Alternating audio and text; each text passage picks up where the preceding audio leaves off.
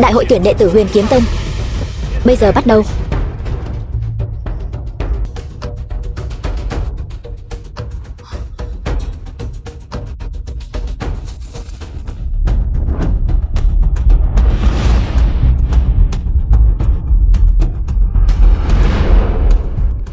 Tỷ thí chính thức bắt đầu.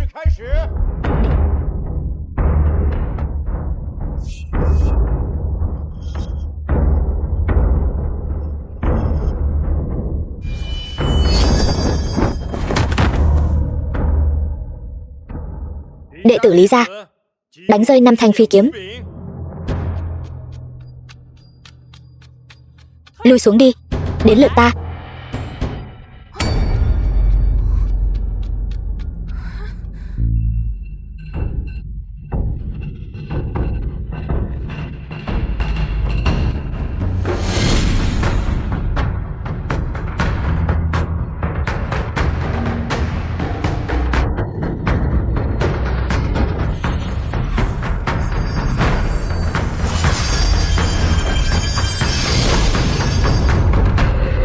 Cái này Sở Hy của Sở gia đánh rơi 7 thanh phi kiếm. Vòng này là khảo nghiệm thân pháp. Như người thế kia đứng lên đó chẳng phải sẽ làm vỡ nát cái chung sao?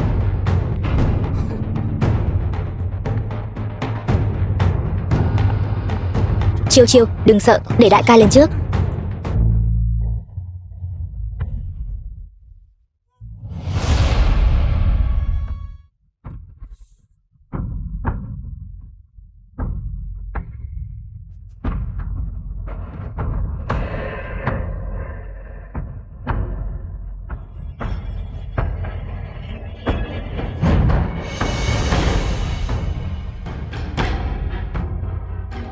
The film was translated and narrated by M Media. Sở Viêm của Sở gia đánh rơi 9 thanh phi kiếm. Viêm Nhi giỏi lắm. Chỉ thế này thôi, chẳng phải có tay là làm được sao?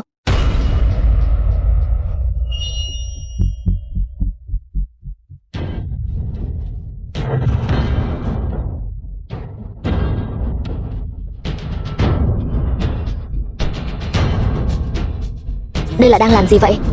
Phi kiếm của hắn đã đến trước mắt rồi, sao vẫn chưa ra tay vậy? Đúng vậy đó.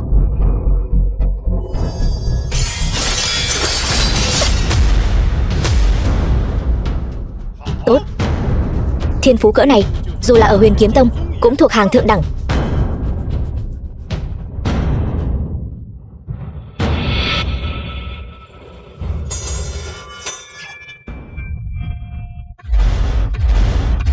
Tôn Lâm Phong nhà họ Tôn đánh rơi 10 thanh phi kiếm.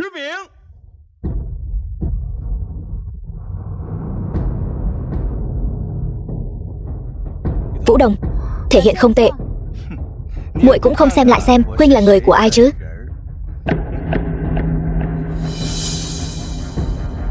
Sở Chiêu Chiêu, người không soi gương sao? Đống mỡ thừa đầy người này đâu có xứng với Lâm Phong ca ca, còn dám đến tham gia đại tỷ thí thu nhận đệ tử. Thật nực cười. Người béo lên, đó là vì 50 năm công lực của kiếm chủ tiền nhiệm tràn vào trong cơ thể người đó. 50 năm tu vi vẫn chưa hấp thụ hết. Với thân hình mập mạp hiện giờ của ta, liệu có thể ở trên đó chống đỡ được sự tấn công của phi kiếm không? Tức quá đi thôi. Chiêu Chiêu, con chính là kiếm đạo thánh thể, hãy cho bọn họ thấy sự lợi hại của con.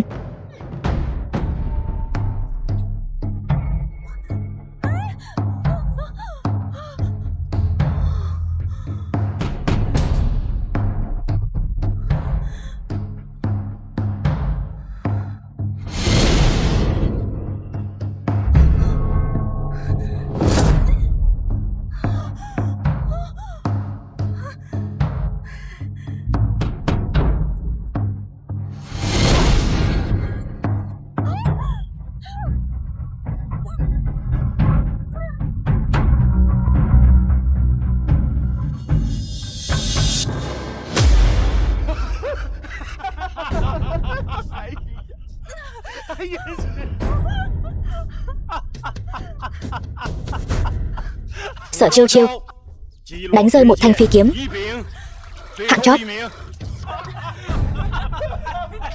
Đồ heo béo, ta nói ngươi đến đây là để thi đấu hay là đến để tắm vậy? Ngươi, ta vẫn còn quá yếu. 50 năm tu vi đã khiến ta béo thành thế này. Không phải ông nói với ta Chiêu Chiêu chỉ là hấp thụ 50 năm tu vi của kiếm chủ đời trước sao? Con bé chính là kiếm đạo thánh thể. Sao 1 năm trôi qua rồi vẫn chưa tiêu hóa xong chuyện này? Được rồi, ta nói, thực ra Chiêu Chiêu là đã hấp thụ 5 vạn năm tu vi của các đời kiếm chủ thần kiếm. Cái gì? 5 vạn năm tu vi? Ông thật là... ông hại mất mạng đồ đệ của mình rồi. Hiện giờ chỉ khi Chiêu Chiêu đả thông nhâm đốc nhị mạch mới có thể ngay lập tức thoát thai hoán cốt, sở hữu sức mạnh hủy thiên diệt địa.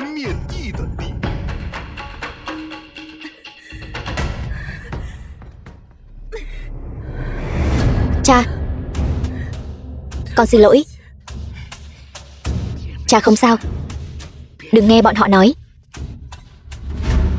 Đồ heo béo nhà ngươi, rốt cuộc còn muốn làm liên lụy Sở gia chúng ta đến bao giờ nữa? Sau này nếu không ai thèm lấy ngươi thì nửa đời sau của ngươi phải làm sao đây?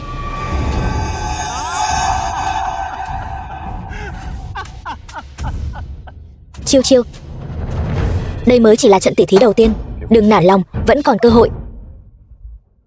Không sao đâu.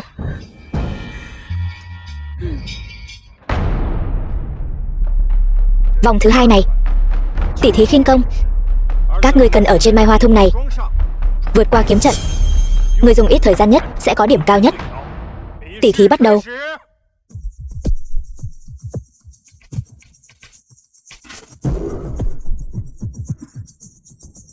Thời gian 45 giây.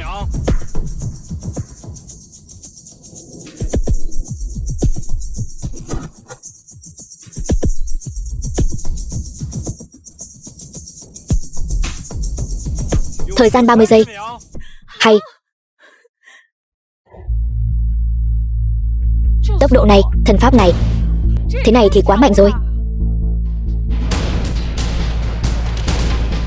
Không tệ. Thời gian 10 giây. Tạm thời xếp thứ nhất. Lần này mình không thể đứng cuối nữa.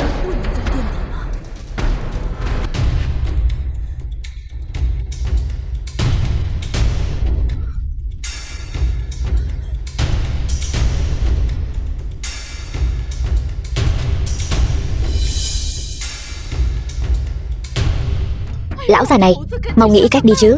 Đả thông nhâm đốc nhị mạch cho Chiêu Chiêu, khiến con bé gầy đi và mạnh lên. Ta cũng muốn chứ, nhưng đâu có đơn giản như vậy. Chiêu Nhi. The film was translated and narrated by M Media.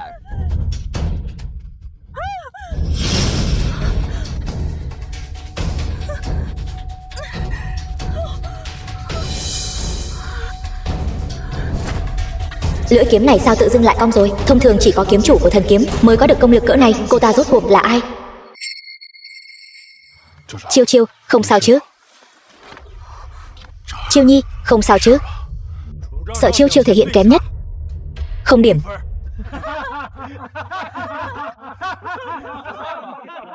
Ta nói này lão Sở, đây chính là hậu bối Sở gia của ông sao?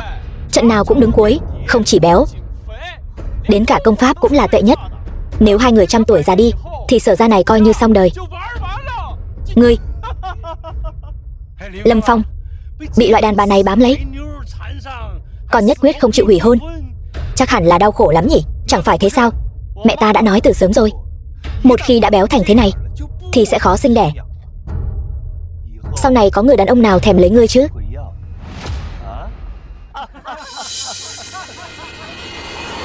Phế vật, ở nhà bị mắng còn chưa đủ sao? Cứ nhất quyết phải đến thi đấu, làm hại Sở gia chúng ta phải mất mặt theo ngươi. Đủ rồi. Chiêu Chiêu, vẫn còn một trận thi đấu nữa. Tất cả chúng ta đều tin tưởng muội.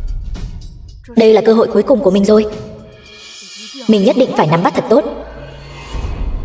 Vòng thứ 3 này, tỉ thí võ đài, do những người có biểu hiện ưu tú ở 2 vòng trước tiến hành tranh tài trên võ đài này. Ai có thể kiên trì đến cuối cùng thì có thể được tuyển vào Huyền Kiếm Tông. Đại hội thu nhận đệ tử lần này chỉ có thể giữ lại một người. Người này chính là ta, Tôn Lâm Phong. Ngươi cũng xứng sao để ta tới tiếp ngươi?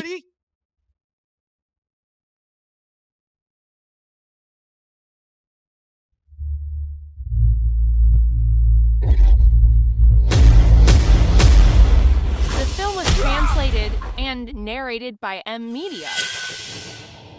Sở gia chủ, mau phái người của ông lên đi chứ.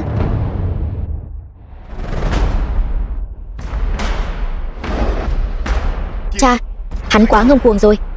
Con lên đó đánh thắng hắn. Đại ca cẩn thận.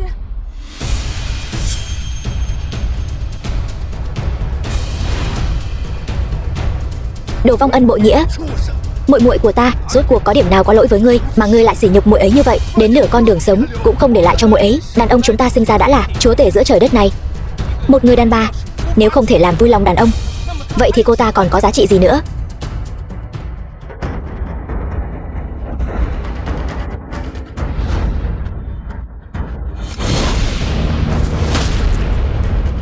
Đại ca. Viêm Nhi. Sở Chiêu Chiêu, ngươi béo thành thế này, hễ là đàn ông chẳng muốn chạm vào ngươi lấy một cái đâu. Hay là bây giờ ngươi lên đây đi, ta đại phát từ bi, kết thúc cuộc đời đau khổ này của ngươi. Thấy sao hả? Chiêu Chiêu, Chiêu Chiêu, đừng đi. Cha, con chịu đủ rồi. Trong 1 năm béo lên này, con giống như con chuột dưới cống rãnh, ai ai cũng có thể dẫm lên một cái. Ngay cả cha và mẹ cũng bị con liên lụy.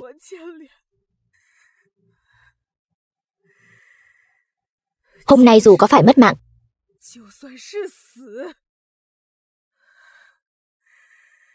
con cũng phải để cho tất cả mọi người biết là Sở Chiêu Chiêu ta bỏ hắn.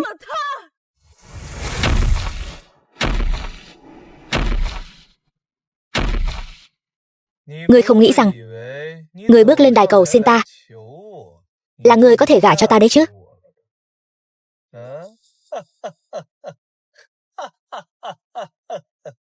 Ta không phải muốn gả cho ngươi, ta là muốn thay mặt tất cả những người phụ nữ trong thiên hạ bị lừa dối, bị tổn thương, đòi lại công đạo. Ta thấy ngươi đúng là bị đánh ít quá rồi.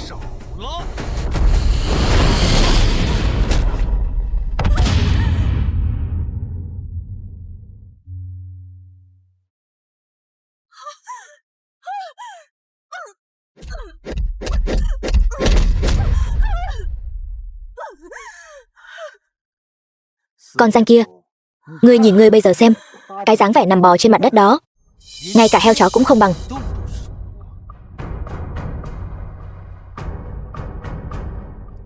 Ở chỗ ta đây có một tờ giấy thoái hôn, ngươi ký nó đi, ta sẽ tha cho ngươi một mạng.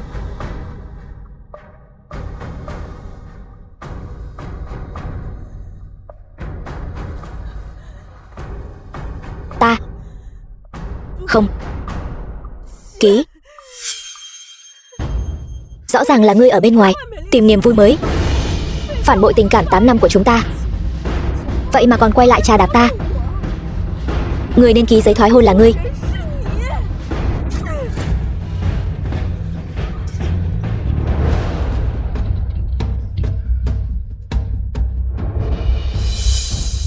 Giấy thoái hôn, ngươi phụ lòng bạc nghĩa, thay lòng đổi dạ. Hôn ước này hôm nay do ta đích thân cắt đứt, thiên địa làm chứng, vĩnh viễn không gặp lại. Con giang kia, ngươi dám to gan làm loạn, bắt ta ký giấy thoái hôn, ta lấy mạng ngươi.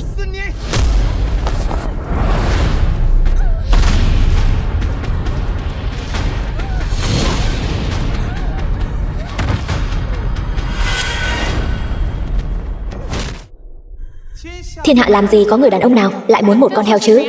Người dáng đẹp ta còn không cần, ta lại muốn một kẻ béo như ngươi sao? Nếu thiên hạ chưa có tiền lệ thì Sở Chiêu Chiêu ta sẽ làm người khai thiên lập địa đầu tiên. Ta sẽ để người trong thiên hạ thấy rõ, nữ tử thoái hôn cũng có thể sống một cách hiên ngang. Ta nói cho người biết, thiên hạ này là thiên hạ của đàn ông chúng tôi. Trốn về tốt nhất của phụ nữ các ngươi chính là tìm một người đàn ông để gả đi. Hôm nay ngươi dám bắt ta ký giấy thoái hôn, ta hỏi ngươi lần cuối, có ký hay không?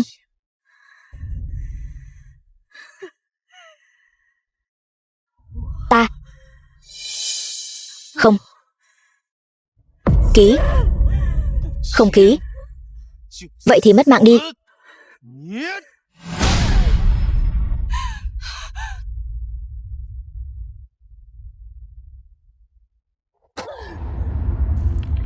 Đại trưởng lão, bây giờ có thể tuyên bố được chưa?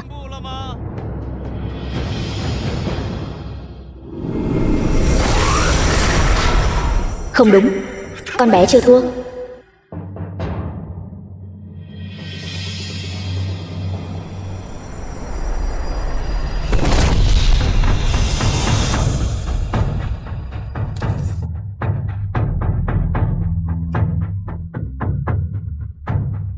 Các ngươi nhìn xem đó là cái gì? Đòn đánh này của Tôn Lâm Phong lại đả thông được nhâm đốc nhị mạch của Chiêu Chiêu, hấp thụ toàn bộ tu vi 5 vạn năm rồi.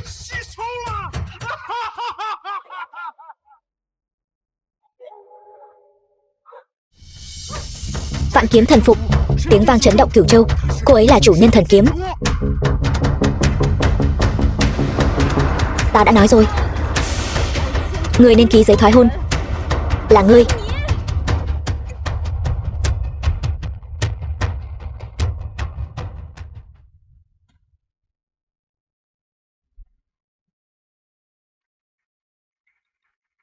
Trời sao lại tối sầm thế này? Có thể khiến đất trời biến sắc. Đứa trẻ này tuyệt đối không phải người thường.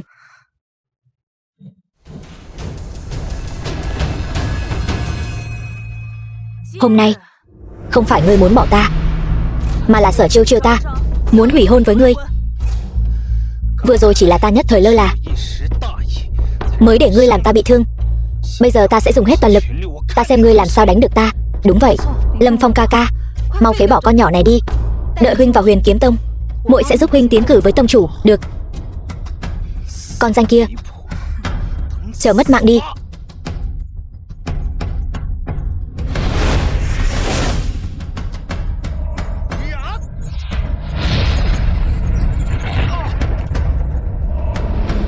Tám năm nay ta đã dốc hết tất cả cho ngươi, ngươi lại hết lần này tới lần khác lừa gạt phụ bạc ta.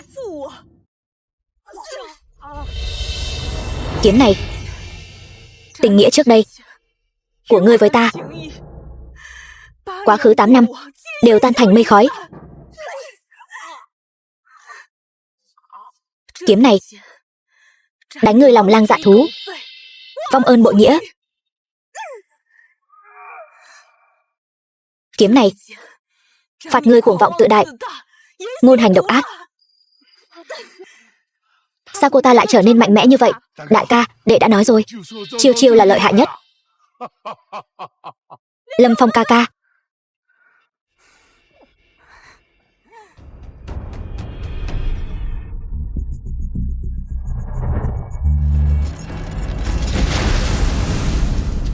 Vạn Kiếm Quy Tông, thần kiếm làm dẫn. Đây là kiếm chủ hiện thân ở Vân Châu. Người đâu? Mau theo bổn tôn đi tới Vân Châu, nghênh đón kiếm chủ, khôi phục thần uy Huyền Kiếm Tông ta. Sở Chiêu Chiêu của Sở gia khiêu chiến thành công.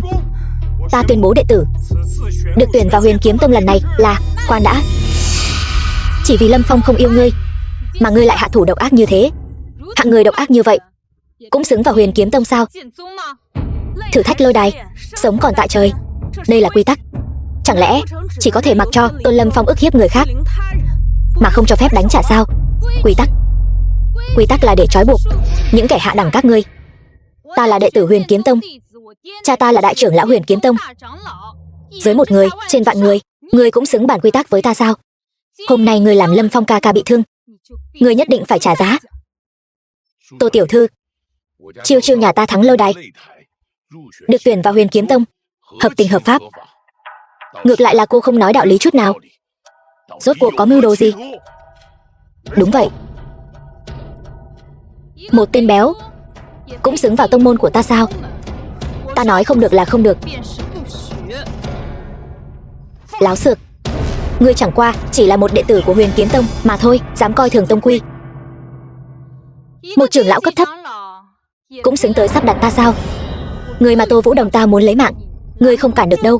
Ngươi, đúng vậy, Đồng Đồng, lấy mạng cô ta đi. Ta đã đi theo con nhỏ này 8 năm rồi. Cô ta có tài năng gì, ta là người rõ nhất.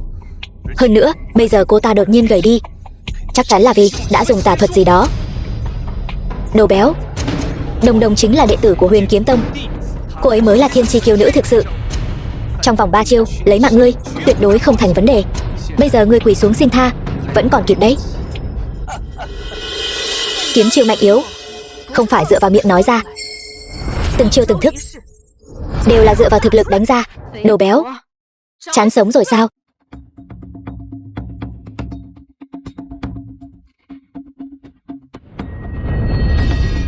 Huyền Kiếm Tông là danh môn chính phái, chiêu thức của thánh nữ này sao lại âm độc tàn nhẫn như vậy? Kiếm chiêu quá yếu ớt, ra chiêu quá chậm.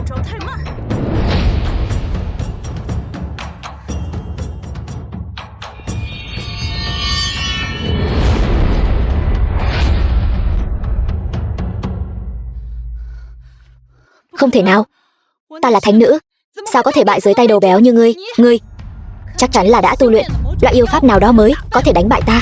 Tiêu lão, loại người tu luyện yêu pháp này cũng xứng bước vào Huyền Kiếm Tông sao? Đúng vậy, cô ta có thể đánh bại ta và Đồng Đồng chắc chắn là vì đã dùng tà thuật gì đó. Tiêu lão, ta thỉnh cầu ông bây giờ hãy phế bỏ tu vi và võ công của cô ta, để tránh việc cô ta lại làm loạn hại người. Kỹ năng kém người thì lại bị đặt vu khống. Chẳng lẽ đây chính là phong cách làm việc của Huyền Kiếm Tông sao? Chứng cứ vẫn chưa xác thực, không thể phế bỏ tu vi. Đồ phế vật nhát gan, đến cả một kẻ tà ma ngoại đạo cũng không dám giải quyết. Ngươi không dám thì để ta. Toàn thể đệ tử Huyền Kiếm Tông nghe lạnh, mau chóng phế bỏ tu vi của yêu nữ này. Khoan đã, ngươi đúng là ăn gan hùm mật gấu, dám to gan trộm dùng lệnh bài của đại trưởng lão.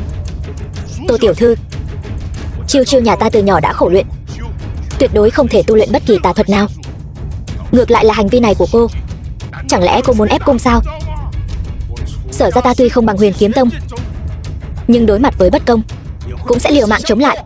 Bây giờ hãy tự giác đem phế vật này trừ khử cho ta. Ta còn có thể cho các ngươi một con đường sống, nếu không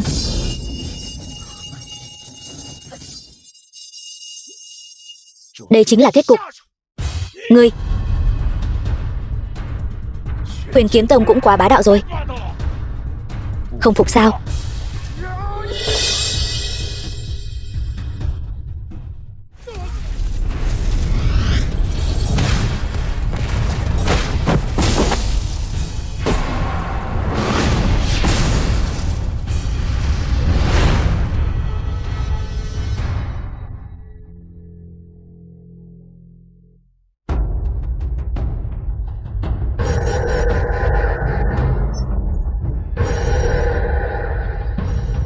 Không xong rồi. Kiếm chủ cảm xúc kích động. Vân Châu xảy ra chuyện rồi. Kẻ nào mà không có mắt như vậy dám chọc giận kiếm chủ? Người này tốt nhất đừng là đệ tử trong Huyền Kiếm Tông ta. Nếu kiếm chủ hiểu lầm Huyền Kiếm Tông ta, không chịu tiếp quản vị trí tông chủ đó, ta sẽ cho kẻ đó biết tay. Đi.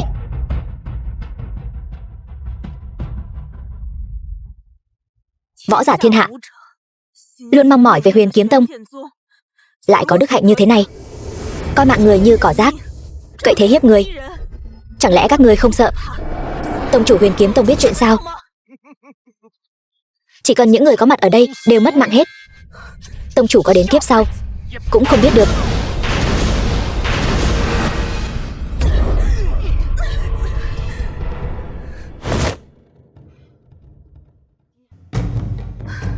Cha, đại bá, chiêu chiêu lớn rồi. Lần này để con đến bảo vệ mọi người. Chiêu chiêu nhà chúng ta thật sự lớn rồi.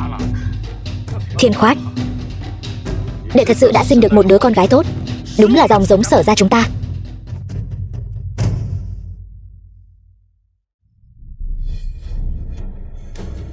Thanh kiếm này là bội kiếm của tộc trưởng Sở gia chúng ta. Hôm nay ta truyền nó lại cho con.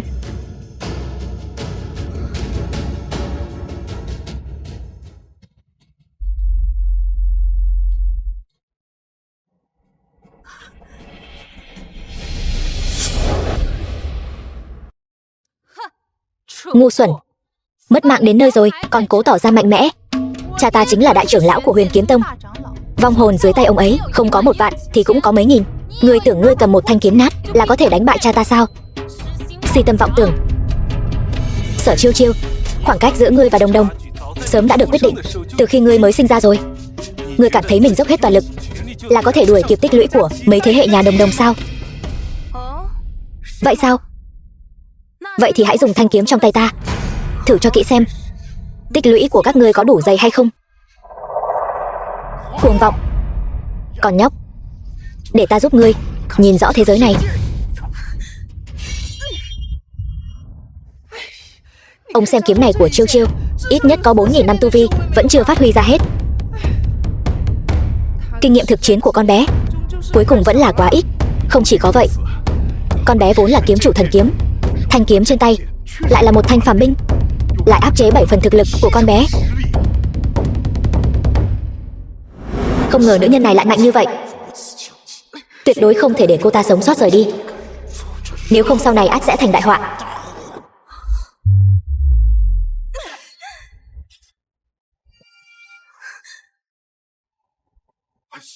Tô Hộ này, mấy chục năm trôi qua rồi, hắn vẫn vô liêm sỉ như vậy, lấy lớn hiếp nhỏ.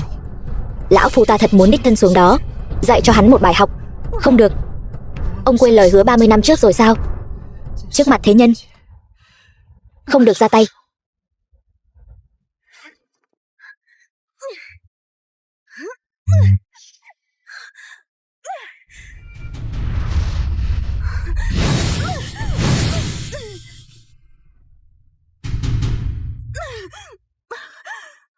Tiểu nhân bị ổi.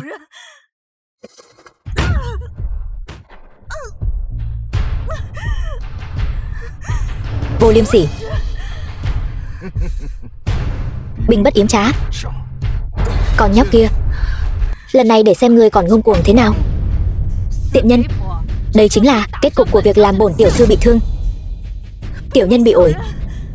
Ngươi uổng công làm đại trưởng lão Huyền Kiếm Tông, lại dám dùng độc hại người. Quang minh lỗi lạc để làm gì chứ? Thắng chẳng phải là được rồi sao? Bây giờ ta là dao thớt, ngươi là cá thịt. Cha, đừng nói nữa, mau chóng trừ khử cô ta đi. Đáng tiếc thật, hôm nay chính là ngày mất của ngươi. Muốn lấy mạng Chiêu Chiêu thì bước qua xác ta đây. Đại ca, huynh là gia chủ Sở gia, Sở gia không thể thiếu huynh. Mau đưa Chiêu Chiêu đi đi.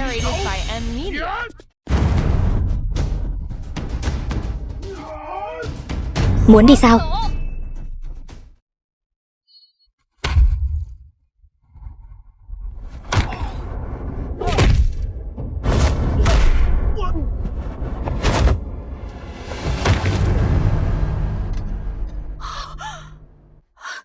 Cha, đại bá.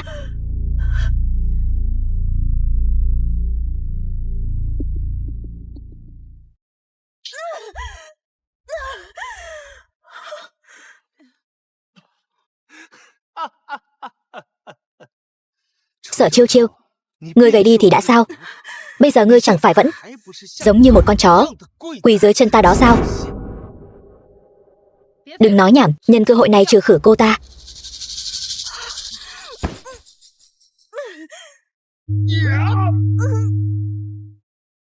Đừng mà.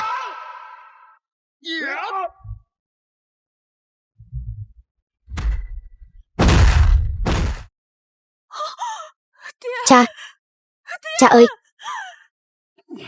Chiêu Nhi, con không sao là tốt rồi. Cha thật vô dụng, bao nhiêu năm nay đã để con phải chịu khổ rồi. Cha.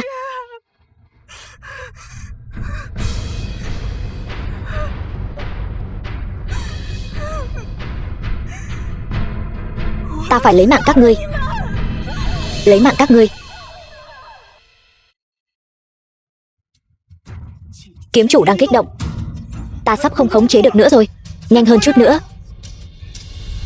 Ta phải lấy mạng các ngươi. Ta đã nói từ lâu rồi. Ngươi chỉ là một ngôi sao chổi mà thôi. Chỉ cần ngươi còn sống thì người nhà của ngươi đều sẽ bị liên lụy. Tôn Lâm Phong, ta phải lấy mạng ngươi.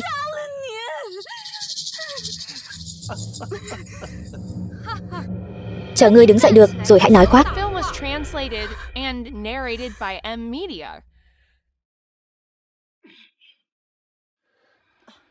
Đại ca, đệ chỉ có một đứa con gái là Chiêu Chiêu này thôi.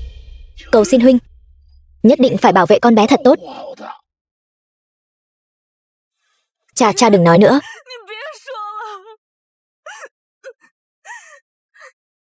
Chiêu Chiêu cũng là cháu gái của ta. Dù có phải liều cái mạng già này, ta cũng sẽ bảo vệ con bé. Nói xong chưa? Nói xong rồi thì ta sẽ tiễn cả nhà các ngươi xuống địa phủ đoàn tụ. Dừng tay. Sở Chiêu Chiêu rất có khả năng chính là kiếm chủ thần kiếm. Cái gì? Theo tông quy của tông ta, kiếm chủ thần kiếm chính là tông chủ. Chỉ dựa vào cô ta, sao có thể là kiếm chủ được chứ? Các đời kiếm chủ đều là người phong độ ngời ngời, linh khí bức người. Sao có thể là loại nữ nhân như cô ta chứ? Thân phận kiếm chủ thần kiếm tôn quý như vậy. Ngươi nhìn cái đồ vô dụng này xem, có chỗ nào giống dáng vẻ của kiếm chủ thần kiếm đâu. Tiêu lão, ngươi vì muốn bao che cho nữ nhân này mà chuyện gì cũng dám nói càn. Lúc Sở Chiêu Chiêu vùng kiếm có thể khiến vạn kiếm cùng xuất kích, chỉ có kiếm chủ thần kiếm mới có thể làm được điều này. Những gì các ngươi làm hôm nay, nếu để tông chủ biết được, các ngươi nhất định sẽ mất mạng không có chỗ chôn. Nói lời sằng bậy. Ta lấy mạng cô ta trước, rồi mới đến lượt ngươi. Tô Vũ Đồng, ta khuyên ngươi hôm nay tốt nhất là lấy mạng ta đi. Nếu không, ta sẽ khiến ngươi phải nợ máu trả bằng máu.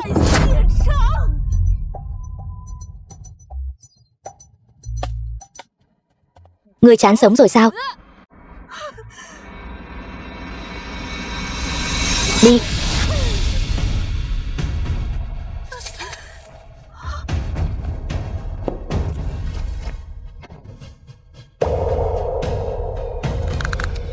Lão già kia đúng là chán sống rồi mà.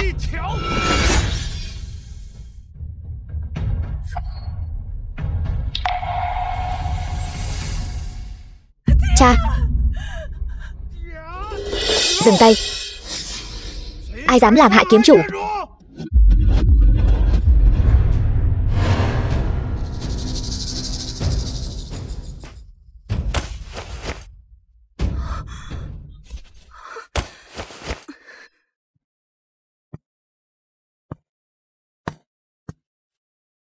Ngươi lại là kẻ không sợ mất mạng nào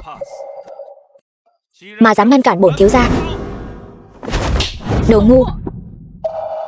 Ông ấy là tông chủ Huyền Kiếm Tông. Cái gì?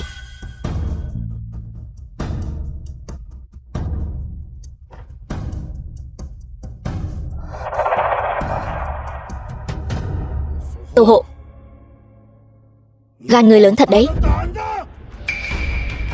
Dám làm khó kiếm chủ. Cái gì? Cô ta thật sự là kiếm chủ của thượng cổ thần kiếm. Theo tông quy tông môn ta, chỉ cần được thần kiếm công nhận sẽ là tông chủ của tông môn ta. Vậy chẳng phải vừa rồi chúng ta đã đắc tội với tân tông chủ sao? Ta kiếm chủ? Kiếm chủ sao? Tông chủ, ngài có nhầm lẫn gì không? Cô ta chỉ là một người phụ nữ tư chất bình thường, chỉ biết luyện yêu thuật. Cô ta sao có thể là kiếm chủ được? Đúng vậy, tông chủ. Ta và người phụ nữ này ở bên nhau 8 năm. Cô ta là hạng người gì ta là người rõ nhất. Cô ta chính là một kẻ ham ăn biếng làm. Sao có thể là kiếm chủ được chứ? Không sai, cô ấy chính là kiếm chủ.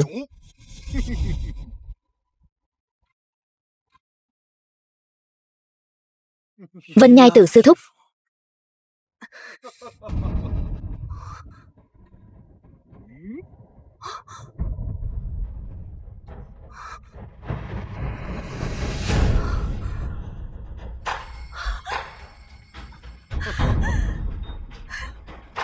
Sư phụ, người, sao người lại ở đây? Người có thể khiến tông chủ tôn kính gọi là sư thúc. Hóa ra lại là sư phụ của tiểu nữ tử này. Tiểu Chiêu Chiêu, vi sư đã lừa con rồi. Thứ con hấp thụ căn bản không phải là 50 năm tu vi, mà là 5 vạn năm tu vi đấy. Cũng may nhờ có tiểu tử Tôn Lâm Phong này giúp con đả thông nhâm đốc nhị mạch, con mới có thể hấp thụ được.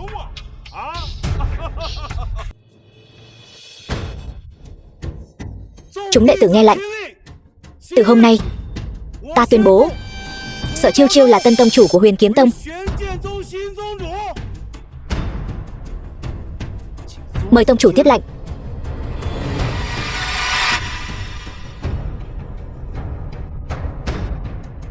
Bái kiến tân tông chủ. Tham kiến tông chủ. Ta sẽ không phụ sự kỳ vọng.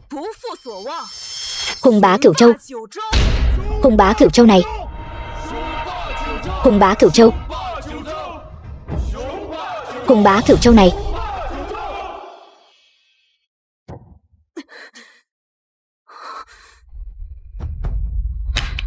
Chuyện này là sao? Luôn cảm thấy có chuyện gì đó sắp xảy ra. Ta phản đối. Ta muốn phản đối. Cô ta dựa vào cái gì mà làm tông chủ?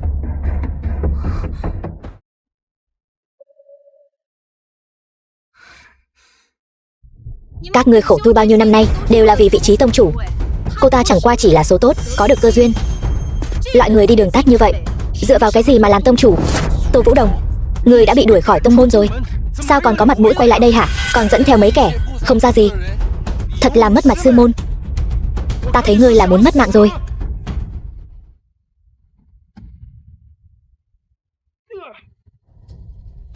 Không tự lượng sức, chán sống rồi sao? Tô Vũ Đồng, để đối phó với ta, không ngờ ngươi lại đi tiện đến mức câu kết với tà tu. Ngươi tưởng rằng chỉ với mấy tên tông binh cá rán này mà có thể thắng được ta sao? Ngươi thân là thánh nữ của tông môn, vậy mà lại cùng người của Huyền Minh môn câu kết làm bậy. Thánh nữ, ta chẳng phải đã sớm bị ông đuổi khỏi tông môn rồi sao? Là do ông chọn mà. Tông chủ, bổn tôn cũng coi như là nhìn ngươi lớn lên, không hy vọng ngươi cứ sai càng thêm sai. Khuyên ngươi sớm ngày dừng tay, để tránh gây ra đại họa. Dừng tay. Ông cũng biết vốn dĩ ta là thánh nữ, sinh ra đã có tất cả, được vạn người kính trọng. Nhưng sự xuất hiện của mụ béo đó đã cướp đi mọi thứ của ta. Ngoan cố không thông. Nếu ngươi đã không biết hối cải, vậy thì đừng trách kiếm của ta vô tình. Khoan đã. Hôm nay là ngày ngươi kế vị tông chủ, một ngày quan trọng như thế này, sao cha mẹ ngươi lại không đến nhỉ? Ngươi đã làm gì họ rồi? Ngươi cũng có lúc biết sợ sao? Ngươi muốn biết sao?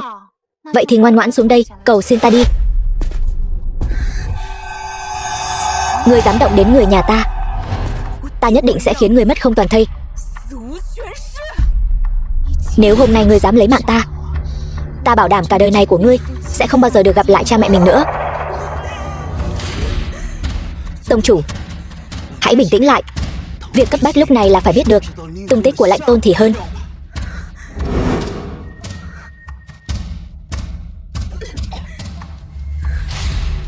Mụ béo nhà ngươi lại độc ác đến thế, suýt chút nữa đã lấy mạng ta. Mau nói đi, chẳng phải vừa nãy ngươi kiêu ngạo lắm sao? Ngươi xuống đây cầu xin ta, thì ta sẽ nói cho ngươi biết.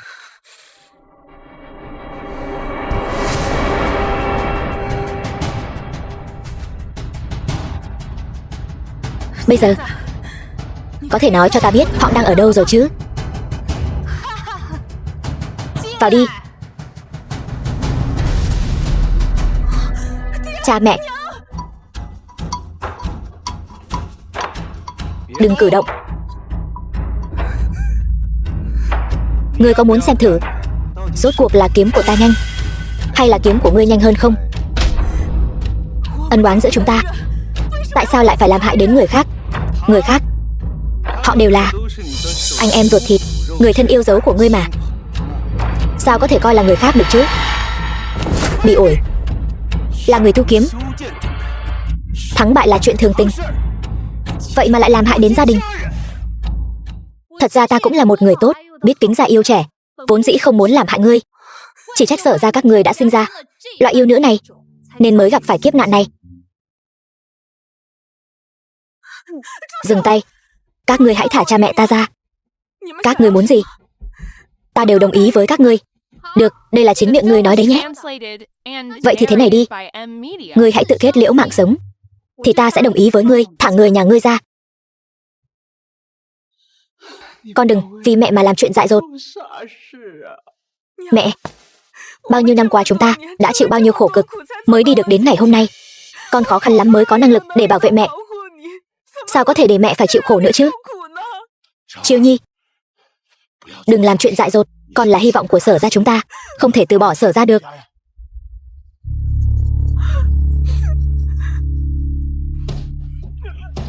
Muốn lấy mạng con gái ta thì phải bước qua sát ta đã. Cha, đúng là tình cha con sâu nặng thật đấy. Ta cảm động đến sắp rơi nước mắt rồi đây.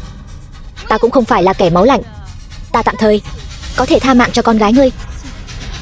Nhưng mà Sở Chiêu Chiêu, ngươi hãy tự phế võ công đi, thì ta có thể đồng ý với ngươi, thả người nhà ngươi ra. Là tu vi quan trọng, hay là mạng sống của người nhà ngươi quan trọng? Ngươi hãy suy nghĩ cho kỹ. Được, chỉ cần thả cha mẹ ta ra, ta đồng ý với ngươi. Tông chủ, vạn lần không thể. Đệ tử Huyền Minh Môn đã vây quanh từ lâu. Nếu tông chủ tự phế võ công, thì chúng sinh thiên hạ sẽ phải làm sao đây? Chiêu Nhi, đừng mà. Bao nhiêu năm qua, con đã phải chịu bao nhiêu khổ cực mới có được thành tựu như ngày hôm nay. Con không thể tự phế võ công được. Chiêu Nhi, con là hy vọng của Sở gia ta, càng là niềm tự hào của Sở Thiên Khoát ta. Con còn phải dẫn dắt Huyền Kiếm Tông dẹp tan yêu ma, xưng bá Cửu Châu. Không thể tự phế võ công, trở thành một phế nhân được. Còn không mau ra tay. Nếu ngươi còn không ra tay, ta sẽ lấy mạng mẹ ngươi trước, sau đó lấy mạng cha ngươi. Cha, mẹ, xin thứ lỗi cho Hải Nhi bất hiếu. Vừa nãy ngươi chẳng phải rất ngông cuồng sao? Lần này, để ta xem ngươi còn ngông cuồng thế nào được nữa. Con mụ béo đáng ghét, không ngờ ngươi cũng có ngày hôm nay. Lúc đó ta đã cung kính biết bao, cầu xin ngươi quay lại. Nhưng còn ngươi thì sao? Kiêu ngạo biết bao. Ngươi nhìn ngươi bây giờ xem, giống hệt như một con chó vậy. Nào, kiêu ngạo thêm lần nữa cho ta xem nào. Sở Chiêu Chiêu ơi Sở Chiêu Chiêu, ngươi là kiếm chủ thần kiếm thì đã sao? Hôm nay chẳng phải vẫn bại dưới tay ta sao? Ngươi cứ ngoan ngoãn làm con mụ béo của ngươi chẳng phải tốt sao? Cứ phải ra ngoài làm loạn. Tất cả những chuyện này đều là do ngươi tự chuốc lấy. Thả cha mẹ ta ra, nếu không các ngươi đừng hòng rời khỏi Huyền Kiếm Tông. Đã tự phế võ công rồi mà vẫn còn ngông cuồng như vậy.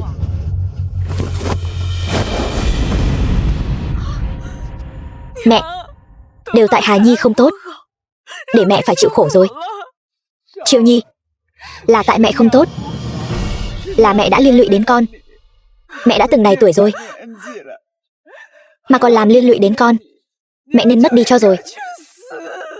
Mẹ đừng tự trách mình nữa, là do con đã không bảo vệ tốt cho mọi người.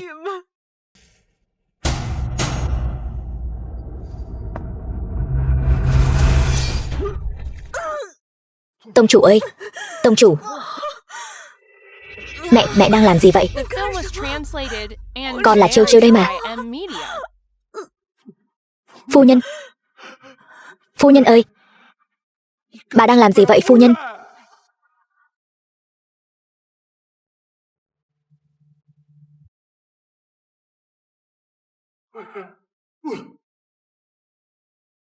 Đúng là một con chó ngoan của ta. Yêu nữ, rốt cuộc ngươi đã làm gì mẹ ta rồi? Ta chẳng qua chỉ là cho bà ta uống một viên chiêu hồn cổ mà thôi. Nhìn hai mẹ con ngươi như thế này, thật là sảng khoái quá đi. Mẹ con tàn sát lẫn nhau, đúng là một vở kịch hay.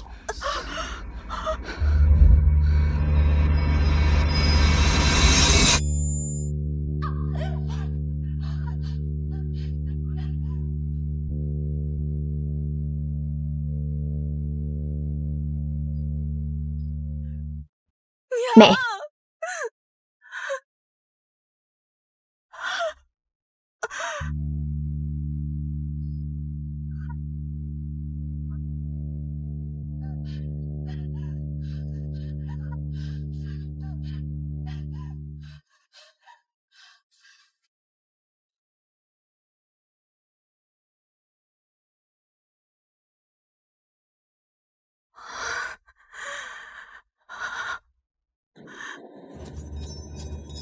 Sở Chiêu Chiêu, ta đã nói rồi, nỗi nhục nhã mà ta phải chịu, ta sẽ bắt ngươi phải trả lại gấp bội. 3 ngày sau, Huyền Minh môn chúng ta sẽ đánh lên Huyền Kiếm Tông. Các ngươi đã mất đi kiếm chủ thần kiếm, đến lúc đó ta xem các ngươi làm sao kháng cự được ta. 3 ngày sau, Cửu Châu hãy đợi đổi chủ đi.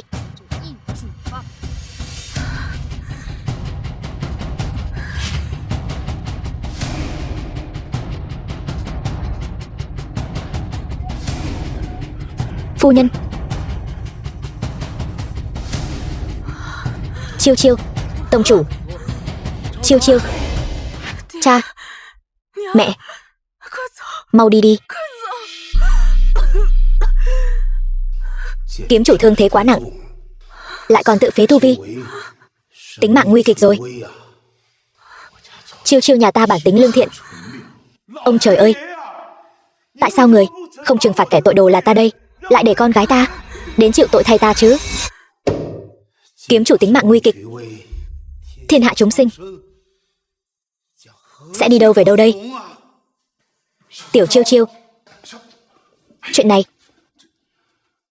Vân Nhai Tử sư thúc, ta mới biến mất một lát, các ngươi sao lại thành ra cái dạng này chứ? May thay vẫn còn kịp, Tiểu Chiêu Chiêu vẫn còn cứu được. Bà già kia, đừng ngủ nữa.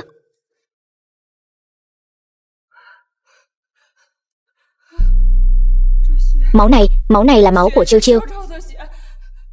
Ta đã làm cái gì thế này? Mùi vị của việc tự tàn sát lẫn nhau, có dễ chịu không? Ta vừa mới làm cái gì vậy? Đây là đứa con ta mang nặng đẻ đau 10 tháng sinh ra, sao ta có thể làm hại nó được? Không phải ta không thể làm hại nó. Các ngươi lấy mạng ta đi, các ngươi lấy mạng ta đi, lấy mạng ta đi. 3 ngày sau, kết thúc tất cả chuyện này. Tiểu Chiêu Chiêu là kiếm đạo thánh thể vạn năm hiếm gặp, càng là chủ nhân của thần kiếm. Người ngự trị thần kiếm, từ trước đến nay chưa bao giờ dựa vào tu vi gì cả. Vậy là cái gì? Chính là tâm tính, chính là cái gọi là không phá không lập. Nay Tiểu Chiêu Chiêu phá rồi mới lập. Đối với việc tu hành mà nói, chưa hẳn không phải là chuyện tốt. Lão Phu đã sớm lập lời thề độc, không còn hỏi đến chuyện thế gian. Nhưng hiện tại, ta cũng không quản được nhiều như vậy nữa. Ta sẽ đem tu vi cả đời truyền cho Tiểu Chiêu Chiêu, để giúp con bé đột phá kiếm đạo thánh thể. Xin Vân Nhai Tử tiền bối cứu con gái ta. Sở Thiên Khoát ta không có gì báo đáp. Từ nay về sau, cái mạng già này của ta là của người. Những lời này sau này hãy nói. Khởi.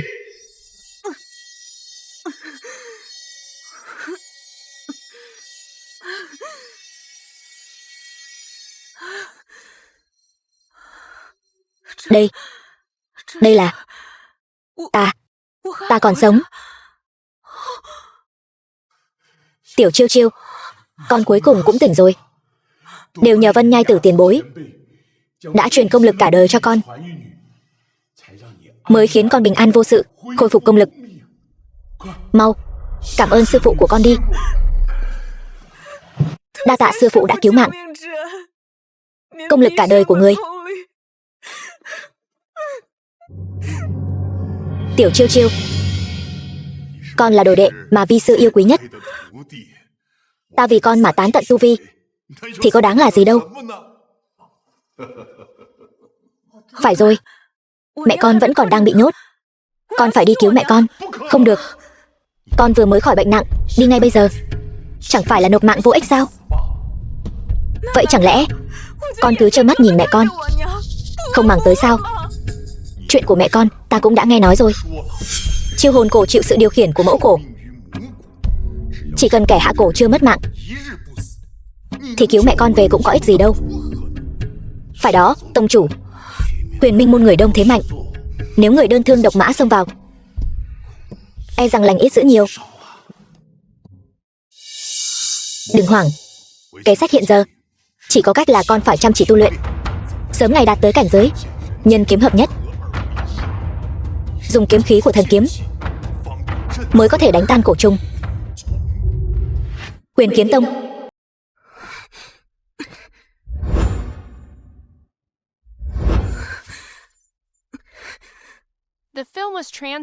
Trong vòng 3 ngày, không biết tiểu Chiêu Chiêu có thể đạt tới nhân kiếm hợp nhất hay không.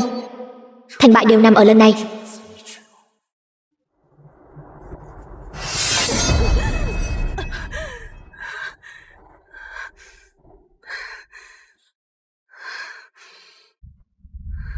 Sư thúc, xin nói riêng với thúc một chút.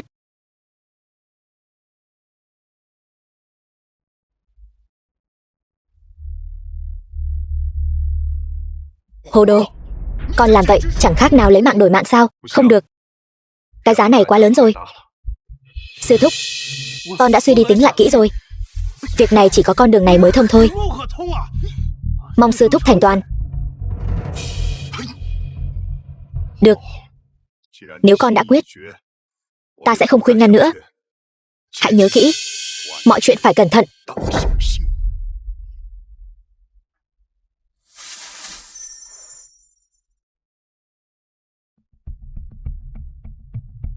Chính là cái chuông này, nó đã khống chế tâm trí của ta. Không được, ta không thể làm hại con gái mình thêm nữa.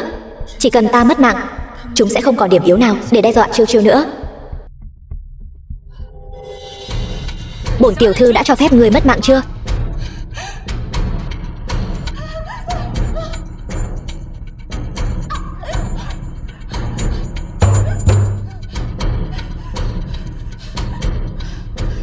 Đâm đi, người tiếp tục đâm đầu vào đó cho ta.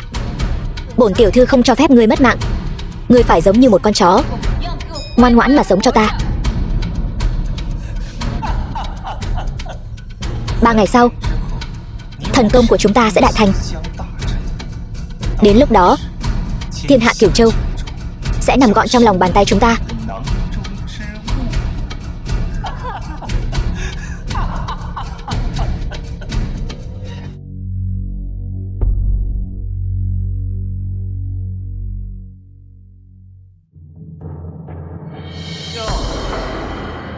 Đây là đang gọi hồn cho vị tông chủ vừa mới nhậm chức đã mất mạng của các ngươi sao?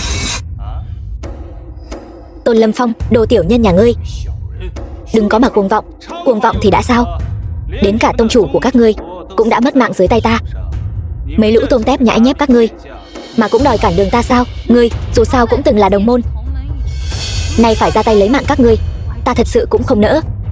Thế này đi, nếu các ngươi chịu quy thuận ta, ta sẽ không bạc đãi các ngươi. Nhưng kẻ nào dám kháng lệnh thì đừng trách ta vô tình. Yêu nữ, câm miệng. Muốn tàn sát Huyền Kiếm Tông ta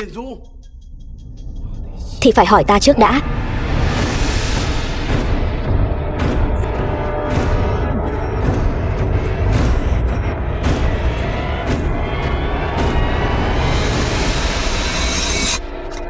Tông chủ, thế nào, thực lực của ta bây giờ? Đánh mất mạng các ngươi còn đơn giản hơn bóp mất mạng một con kiến. Ta khuyên các ngươi mau chóng vứt bỏ thanh trường kiếm trong tay đi, rồi rút đoạn đao ra, tự kết liễu cho xong đi. Huyền Kiếm Tông ta từ khi khai tông lập phái đến nay luôn lấy việc hàng yêu phục ma làm nhiệm vụ của mình. Sao phải sợ lũ tà ma ngoại đạo các ngươi? Đúng vậy, chúng ta tuyệt đối sẽ không đầu hàng tà ma ngoại đạo. Ngoan cố không thông. Đã không đầu hàng, vậy ta sẽ lấy mạng cho đến khi các ngươi đầu hàng mới thôi. Thế nào, còn ai không phục nữa không? Đồng Đồng, mấy ngày không gặp, công lực lại tiến bộ rồi. Tà công của Huyền Minh môn này quả thực là lợi hại. Chúng ta dốc lòng tu hành hơn 20 năm, còn không bằng thu hoạch của mấy ngày này mang lại đấy. tà ma ngoại đạo, mà cũng dám nói là dốc lòng tu hành. Dốc lòng tu hành chính là từng bước một in dấu chân, chậm chậm tích lũy mà thành. Há lại là hạng người một bước lên trời. Các người nhất định sẽ bị phản vệ. Lão già kia, bại tướng dưới tay, không có tư cách sủa bậy. Sao nào, Long tông chủ, ta cho ngươi thêm một cơ hội để lựa chọn, là chọn đầu hàng hay là mất mạng. Tông chủ, vạn lần không được đầu hàng. Cầm miệng đi lão già.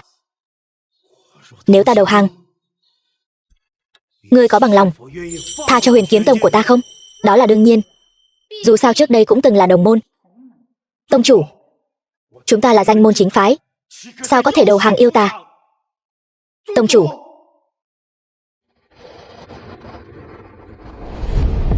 bái kiến tân tông chủ. Tông chủ ơi, tông chủ Huyền Kiếm Tông cao cao tại thượng, lại giống như một con chó quỳ trước mặt ta. Long giận, có vài con chó không nghe lời cho lắm. Quỳ xuống. Đều tại ta, là ta không có bản lĩnh, không thể bảo vệ chu toàn cho các ngươi. Ta đã sớm nghe nói Huyền Kiếm Tông là chính khí lẫm liệt như thế, ngạo thị quần hùng. Hôm nay vừa thấy, hóa ra cũng hèn hạ như vậy. Thật đáng than thở thay. Uổng công trước đây ta còn lấy việc gia nhập Huyền Kiếm Tông làm mục tiêu cả đời. Hôm nay vừa thấy, chẳng qua chỉ là một lũ nhu nhược mà thôi.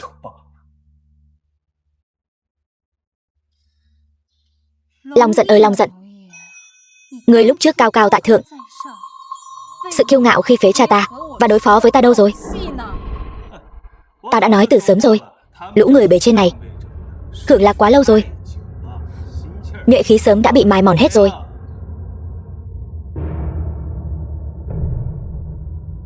Gửi thư truyền tin cho các đại gia tộc, tại Huyền Kiếm Tông triệu tập đại hội Cửu Châu. Cửu Châu nên có một cục diện mới rồi.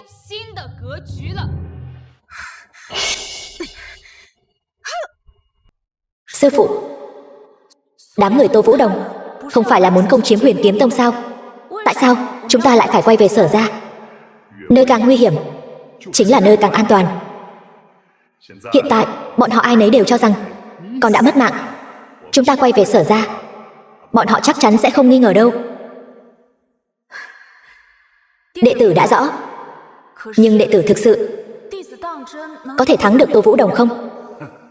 Chỉ cần con đạt đến cảnh giới nhân kiếm hợp nhất, đến lúc đó đừng nói là một Tô Vũ Đồng, cho dù là cả huyền minh môn của cô ta cũng không thành vấn đề.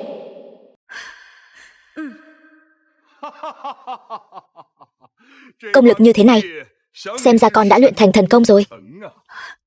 Tốt quá, vậy con lập tức khởi hành. Con phải đi cứu mẹ con. Khoan đã, Tô Vũ Đồng hiện đã chiếm lĩnh Huyền Kiếm Tông, hiệu lệnh Cửu Châu. Này các đại gia tộc đều là nanh vuốt của cô ta, chúng ta còn cần phải thận trọng từng bước. Không ngờ trong thời gian ngắn như vậy, thế lực của Tô Vũ Đồng lại lớn mạnh đến mức này. Có điều, hiện giờ công lực của con đã thành. Đúng vậy, nay con đã đạt tới nhân kiếm hợp nhất, đã đến lúc trở về rồi. Tô Vũ Đồng, Tôn Lâm Phong, nợ máu của chúng ta đã đến lúc phải thanh toán rồi.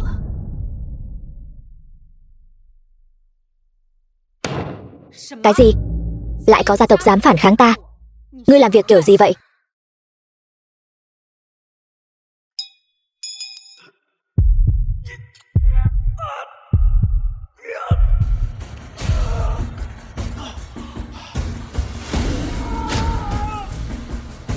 Nếu như đại hội Cửu Châu xảy ra sai sót gì, ta nhất định sẽ khiến người sống không bằng mất mạng.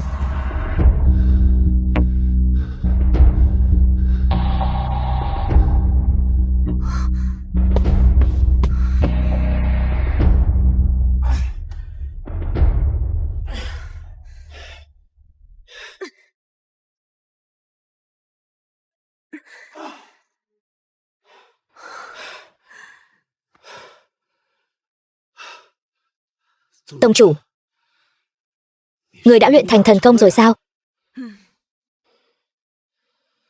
Thời gian qua, Tô Vũ Đồng này dùng chiêu hồn cổ ép chúng tôi làm việc cho cô ta.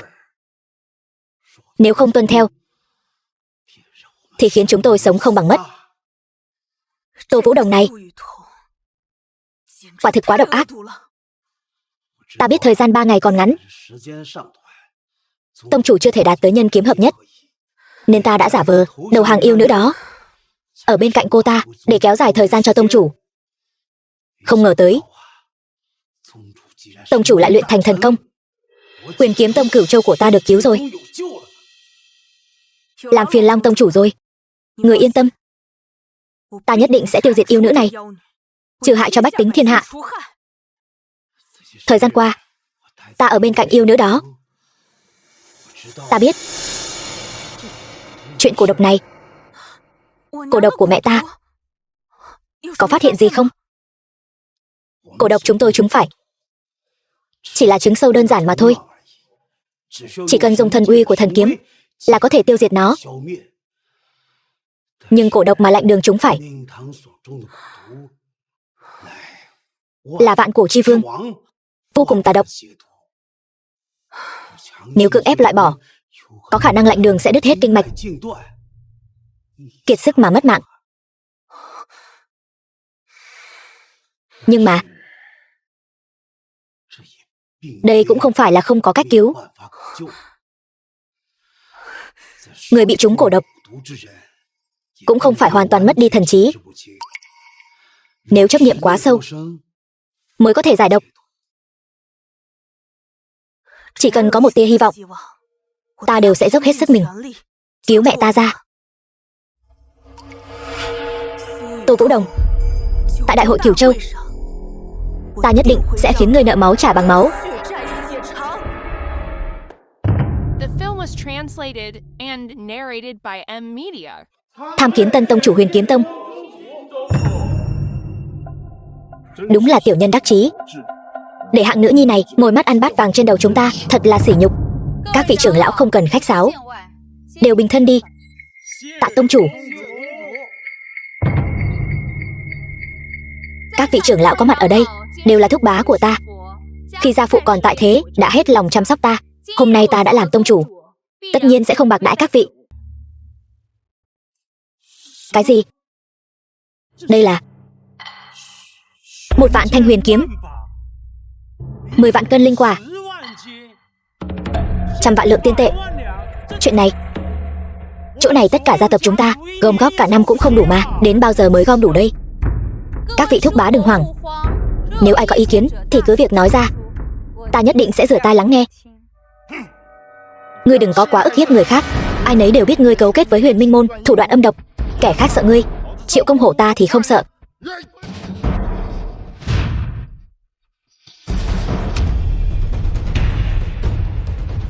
Người đâu? Lấy đầu của Triệu Công Hổ xuống, gửi về Triệu gia, để người nhà hắn xem kết cục của việc chống đối ta là thế nào.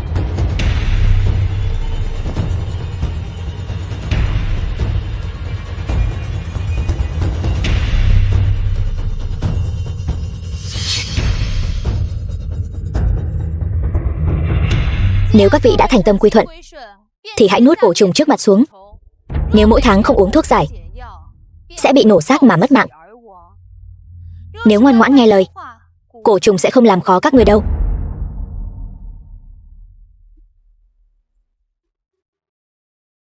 Sao nào? Một con cổ trùng nhỏ bé mà cũng không dám nuốt sao? Chẳng lẽ chỉ phục tùng ngoài miệng thôi sao? Lần cuối cùng, nếu còn dám phản kháng, hậu quả tự chịu. 3, 2. Kẻ tiểu nhân hiểm độc phải dựa vào loại thủ đoạn hèn hạ này để khiến mọi người khuất phục. Chó hoang ở đâu tới mà dám làm loạn ở đây? Cựu đệ tử Huyền Kiếm Tông cấu kết tà đạo, tàn hại đồng môn, lại còn vọng tưởng dùng thủ đoạn đê tiện như cổ trùng để khống chế Cửu Châu. Như vậy mà cũng xứng làm tông chủ sao? Người rốt cuộc là ai? Giấu đầu lòi đuôi, đến mặt cũng không dám lộ, cũng không biết là đồ xấu xí từ đâu tới. Đồ xấu xí. Hiện tại đại cục đã nằm trong tay chúng ta. Ngươi không nghĩ rằng chỉ bằng vài ba câu nói của ngươi là có thể thay đổi được gì chứ? Các ngươi đều là danh gia vọng tộc của Cửu Châu, là những nhân vật có máu mặt ở một phương. Chẳng lẽ lại cam tâm nuốt cổ trùng, để mặc cho yêu nữ này thao túng? Là một con chó ngoan ngoãn nghe lời sao? Mạnh ta do ta, không do trời. Thả mất mạng còn hơn chịu nhục. Chán sống rồi sao?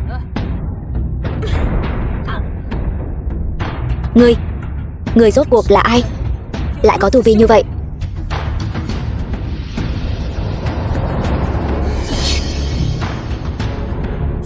Sở Chiêu Chiêu, ngươi thế mà vẫn còn sống. Hóa ra là ngươi thế mà vẫn còn sống. Hạng tiểu nhân bị ổi như các ngươi vẫn còn đang sống tạm bợ, thì ta việc gì phải đi trước một bước? Thì đã sao? Nếu đã còn sống, vậy thì ta sẽ lấy mạng ngươi thêm một lần nữa.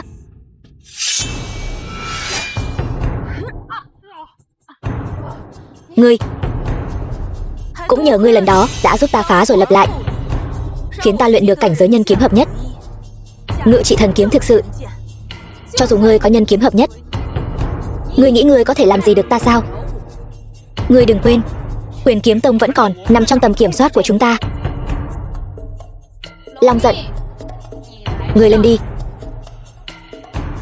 Long Giận, ngươi muốn mất mạng sao? Tô Vũ Đồng, ngươi có biết không, Thượng cổ thần kiếm là thanh kiếm chí dương chí cương.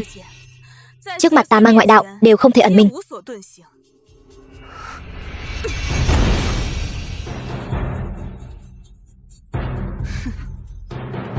Cổ trùng bình thường ngươi có thể trấn áp, vậy còn vạn cổ chi vương này của ta, ngươi có thể không?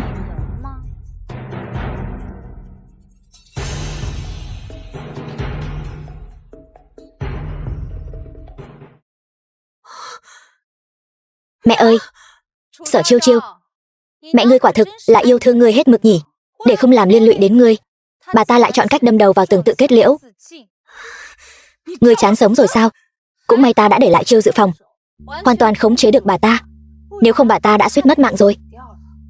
Ngươi chẳng phải nên cảm ơn ta sao? Ngươi đi lấy mạng cô ta đi. Mẹ! Con mụ béo đáng ghét kia, ngươi hãy nghĩ cho kỹ. Bà ấy là mẹ của ngươi đấy. Ngươi nỡ lòng nào làm bà ấy bị thương sao? Mẹ, con là Chiêu Chiêu đây. Mẹ nhìn con đi. Sở Chiêu Chiêu, ngươi đừng vùng vẫy nữa, bà ta sẽ không nhận ra ngươi đâu. Mẹ quên rồi sao? Lúc nhỏ mẹ cưng chiều con nhất. Mẹ thấy con luyện võ vất vả. Sau khi con trở nên béo mập, chính mẹ đã luôn khuyên nhủ con, tin tưởng con. Bây giờ con đã là kiếm chủ của thần kiếm rồi. Con đã thành tài rồi. Mẹ, con có thể đưa mẹ đi sống những ngày tốt đẹp. Mẹ nhìn con đi. Còn ngây ra đó làm gì? Mau lấy mạng cô ta đi. Mẹ, con tin mẹ sẽ không làm hại con, đúng không?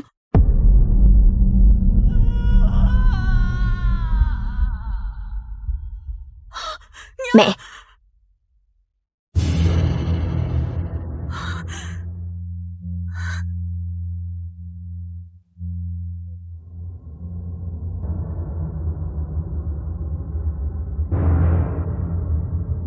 Làm sao có thể? Chiêu hồn cổ của ta vậy mà lại mất hiệu lực. Ngươi vẫn là đánh giá thấp tình yêu của một người mẹ dành cho con gái mình. Đồ đàn bà lòng dạ rắn rết. Ngươi căn bản không hiểu được.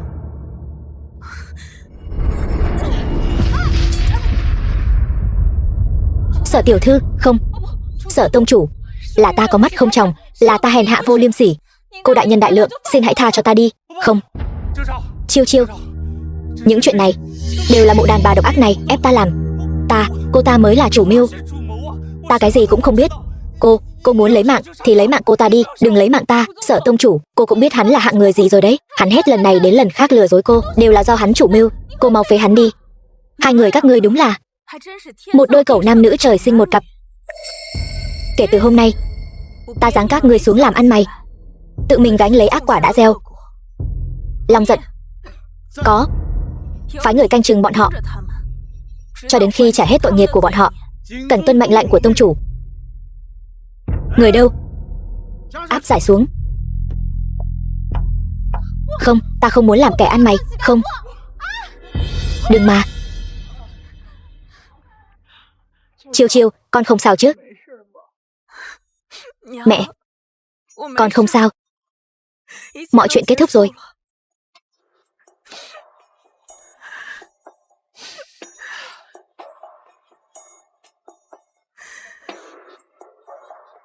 Tông chủ, hiện tại kẻ gian đã trừ.